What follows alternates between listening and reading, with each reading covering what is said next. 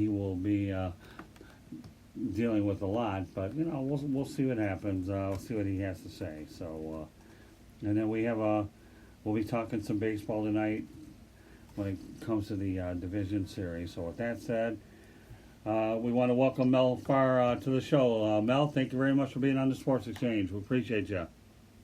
No problem. My pleasure. How's everything going? Everything's going very nice. Thank you very much. You're on the line for the first time with Louis Adio Weiss. Well, I believe we spoke last week. Did you? Yeah, we spoke. That's right. Well, that's the second.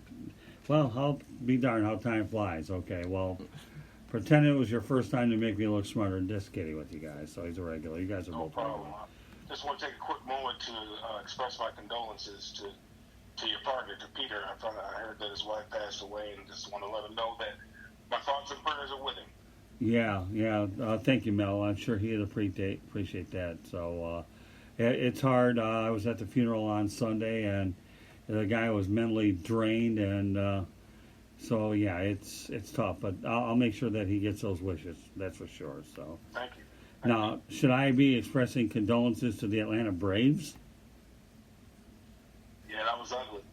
Yeah, wasn't it? That was ugly. We talked about it last week, I think, a little bit, and I was expecting the Braves and the Dodgers to go watch my Dodgers play down here, but neither one of them made it, which is really surprising. But for the Braves, that game was over in 26 minutes. Yeah. It was done. And took all the air out of the stadium.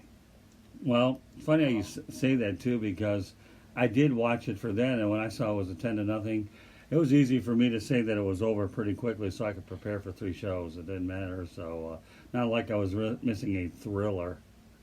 So. No, not at all. That was over quick. I mean, at least it was a quick death. It didn't make anybody suffer. It was quick and painless. Now, Mel, I got a question for you because I'm sure, I don't know if Scott briefed you, but, baseball's my primary sport, and I watched that series too. Obviously, we can talk about Ronald Acuna not hustling in Game 1 on that play he was doubled off on in the 7th inning of that first game. But what do you think the biggest problem for the Braves was? I just really thought the starting pitching was really weak. The team on-base percentage was .302 for the entire series, but Freddie Freeman obviously wasn't healthy. The bullpen didn't look good. Fultonevich last night was horrendous. He gave up 7 runs in a third of an inning. But what do you think really was their Achilles heel throughout the entire series? Their meat of the order didn't hit.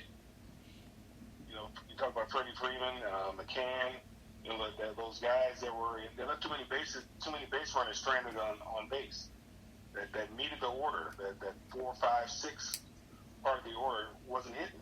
Didn't bring in any runs. You can't leave guys stranded like that. I mean, runs are a premium when you're talking about, especially when you get into the playoffs. Advancing the runners, and when you get a runner on base, you got to bring them home somehow, some way. And the heart of the order was not very good throughout the series. I can't remember exactly what the batting average was, but I want to say it was in the 190s. 225 total. Total team batting average of 225 for the entire series. I'm talking about for that part of the batting order was only like 181, something like that. So when you're batting like that, you're not getting those guys in. It makes it very difficult. But they had chances, and anytime you get to a single game elimination, you just never know, and you never want to get into a situation where you have a single game elimination.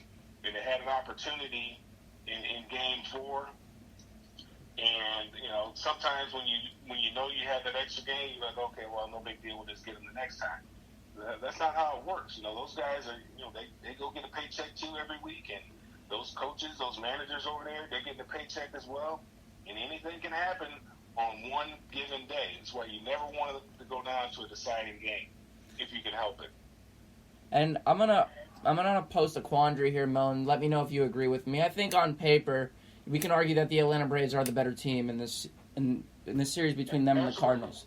I mean, obviously you have the studs in Acuna and Albies who are locked up for long-term extensions. You have the young pitching in Max Fried and Sean Newcomb and those likes, and Fultonevich, former Houston Astro, Shane Green, who they recently acquired, Luke Jackson, Dallas Keuchel, who came in and gave them a big boost in the second half of the season. But what the Cardinals did is what they've always done, is they played with heart. Look at Yadier Molina. Look at the veteran Adam Wainwright, 37-year-old Adam Wainwright. Who knows if he's going to pitch in the league again this year, considering his age, his injury history, and the fact that he may be retiring after this season, after a tremendous career. And on retirement, Brian McCann hung it up after the game last night. I'm sure both of you guys saw that. But I just think St. Louis willed themselves to win this series the same way they did in 2011 when Wainwright went down with Tommy John surgery, and we're wondering at the outset of spring training, Scott and Mel, what's going to happen? What are the Cardinals going to do? Their best pitcher, arguably at that time maybe the third best pitcher in baseball to Clayton Kershaw and Adam Wainwright. They willed themselves. Chris Carpenter, they win the World Series. The ERA for the Cardinals in this series collectively 2.60 for the Braves, almost 5, 4.73. Right. Now, you're not going to win playoff series with that. This isn't the 2004 Red Sox. Well, again, no. The one thing that can't be lost sight is we're talking baseball, okay? We're not talking some of the other sports. A lot of times when you have the other sports, that decisive game really does matter at home. Not so with baseball, though, because, unlike the NBA, the NHL, and maybe even football, you don't have that one guy that can really dominate on a consistent basis as much as you would when you have 9 guys versus 5 at a time, for, hockey, your superstars. So it becomes more of a psychological chess match amongst the managers, and statistics are magnified a lot more, which is your forte anyways. So, but, yeah, you know what I mean, Mel? So, I mean, you don't have that one glaring superstar that's going to carry you on his team. I mean, if you had a pitcher that carries you on his team, he's only going to pitch once every 4 or 5 days anyways. Right. But, that's one win that you can count on. That you can count on that guy. And then, sometimes they might squeeze him in a 7-game series. You might get him in there 3 times, and then, if you need him, he might come in there and do some relief work. But at least you got that horse that you can depend on. That that every time he goes out there, you can count it as a W because he's throwing BBs. So that makes it real tough. And that's the thing. Some teams are built with pitching, great pitching. Other teams, like the Yankees, they've always had great hitting and, some a little bit of pitching, maybe, a closer or something like that. But as far as starting pitching, it was a little suspect. So most times when you see great pitching against great hitting, usually great pitching wins out. And Scott, you touched on a good point there earlier where you said that managing in the playoffs is a totally different animal. Right. And I give Mike Schilt a ton of credit for what he did in the series. The way that he maneuvered his bullpen, getting Andrew Miller, who was lights out for the Indians in 2016, lights out for the Orioles in 2014. Same thing with the Red Sox in the playoffs in 2013. He managed his pitching very well, for the exception of Carlos Martinez, who wasn't relatively good in the series. We saw the home run he gave it to Acuna, then coming back in Game 3 and doing it again. But I think you'd agree that managing in the postseason, and Scott and me were discussing this before the show, is a lot different than you would manage in the regular season because of how shortened and condensed these series are. Absolutely, and every at-bat is critical. And so there's a chess match going on constantly with these managers as far as trying to get favorable matchups against pitching or against hitters, whichever one it may be. Because every at-bat counts. Because if you can get a guy on base and you get that guy moved over and get him in scoring position, you can get a guy at the plate and bring that guy around, that just gives you the best chance or a better chance to win and succeed in the series. So, yeah, everything is magnified in the playoffs.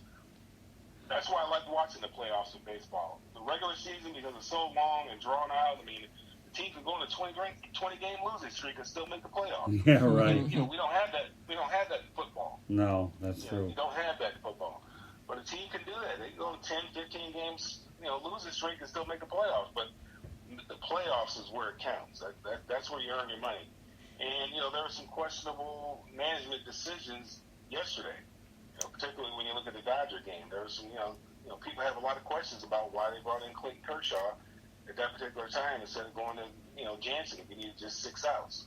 And then you're advancing to the championship series. Right, we got like 4 minutes to go. Lewis, you had one? Yeah, no, and I could talk all day about Kershaw, but I'm not going to even delve into that right now. But if we were to, sum up this Cardinals-Braves series, and I thought, honestly, this was the best series of the 4 that we saw. What are 2 storylines you could draw from it? And I'm going to pose my 2 right now. Or I guess 3. Ronald Acuna Jr. solidified himself as a star. This guy was a great player. He almost went 40-40 in the regular season. The numbers offensively were off the charts. The OPS was nearly 1,500 in this series. But then again, he's got those mental bursts on the base paths. But another thing I'm going to note, Jack Flaherty. Make it, stamp that name right now. Remember it, Scott. Remember it, Mel. This guy is going to win a Cy Young Award someday. A 0.91 ERA in the second half. He was terrific in the 2 games that he started in this series. And you know what? I think he's going to be their biggest weapon. If they're going to get to the World Series, they're going to have to rely on the right arm of Jack Flaherty and that lethal slider. Now, what storyline stuck out to you guys, though? I guess I'll start with you, Mel. Well, I think that, you have to learn how to win. And, the Braves are a young team. And these are the growing pains that you go through getting to the next level. Right. I think that, they've gotten this experience, and they'll be better for it. They're going to learn from it. I mean, if you look at any championship teams, most championship teams, it's a process to Right. get there. Oh, yeah. The Pistons back in, when they were dominating, it was a process Oh, for them to beat the Celtics. It took time for them to beat the Celtics, but finally when they beat the Celtics, then they were able to repeat. So I think with the Braves, I think this is going to be, obviously it hurts, it's painful for the Atlanta Braves fans, but I think it's going to help them. It's going to help them build character, and the next time they find themselves in this situation, they'll figure out a way to win. Well, Mel, you did something that most people really don't do. You got me to shut up on this one because I was thinking the Pistons, but you said it with about another minute and a half to go. You took the words right out of my mouth, and that doesn't happen too often, buddy.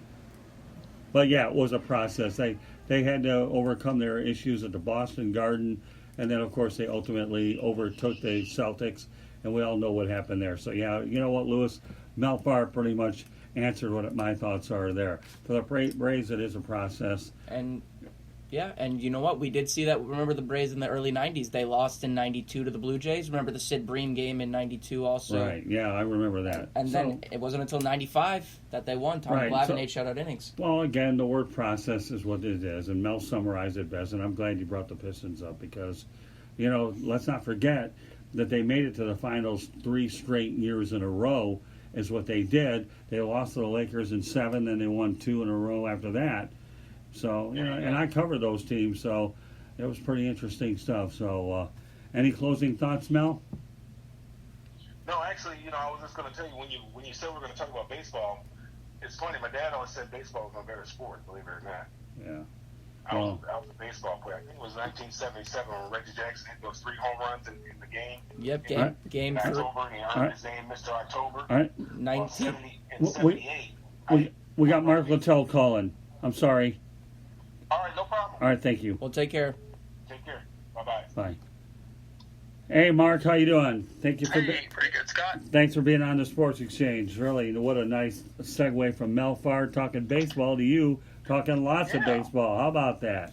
Yeah, it's 'tis the season, you might say. Oh, There's my main man, Mark. There, I got you guys back together here, Mark and Lewis. The band's You're back together. What's going on? Yeah, we're going to go at the playoffs here, pretty quick.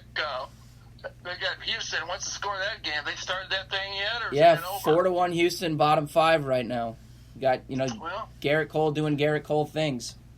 Right. Well, there you go. You never know. Just like the last with the Nationals and also the Cardinals, so it came upside down. That's good though. Thanks for being back, Mark. I knew I'd get you two back together, so I was even telling Lewis that maybe hopefully at the end of the month we'll be able to do a mini show, all 3 of us together. You like that idea? Oh yeah, for sure. We'll definitely do that. So let's focus on the business at hand tonight. Okay, I know there's a lot of topics I want to get to, and then we'll just go ahead and have fun with it. Let's start off with the fact, Mark, that there's 8 managerial openings with the Gabe Kapler firing today. Those openings, you have the Phillies, the Angels, the Cubs, the Giants, Mets, Royals, Padres, and the Pirates. 6 of them are National League clubs. What's your take on the amount of pink slips that were handed out? Although 2 of them were retirees, or 1 of them was. Well, the game's changed a little bit because of the analytics, and you're trying to find out, if Harvard's going to beat Brown or Yale. So that's what you're trying to put up with at this point, is to see, if somebody's analytics fail, they say, well, I guess we got to get rid of the manager. And that's not always the case, because the Mets brought back a very old pitching coach, if I'm not mistaken, that was probably close to 80 years old. Phil Regan was 82. There you go. I'm sure he might not even be able to spell analytics. But the funny thing is that, you got you got so many. I think Girardi was going to go to the Cubs. I think Joe Madden, he was with the Angels for 30 years. I knew him out there because when I coached, I bumped into him at the minor leagues, in the minor league system. and then you got so many other. But you got a lot of these guys that'll be